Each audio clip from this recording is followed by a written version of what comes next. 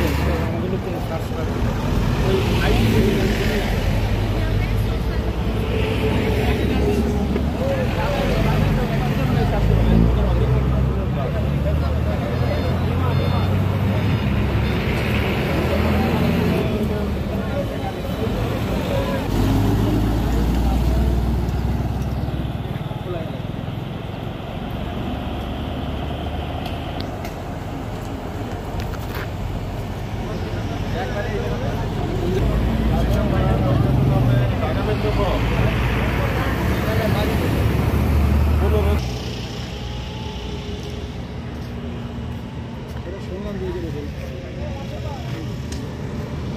যায় 1 মিনিটের মধ্যে দিয়ে ফেলাম 1 মিনিটের মধ্যে দিয়ে ফেলাম যে অন্য জন্য রাখ দিবে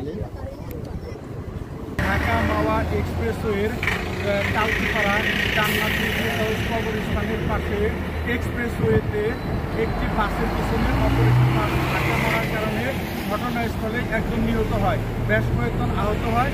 আহতদের উদ্ধার করে বিভিন্ন হসপিটালে প্রেরণ করা হয়েছে। বর্তমানে যান চলাচল স্বাভাবিক আছে।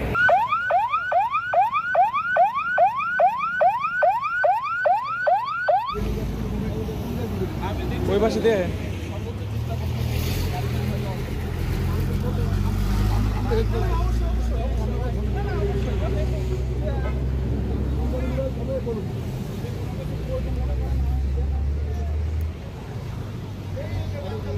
ওয়ালটন এখন দেশের সীমানা পেরিয়ে পৌঁছে গিয়েছে 50টিরও বেশি দেশে।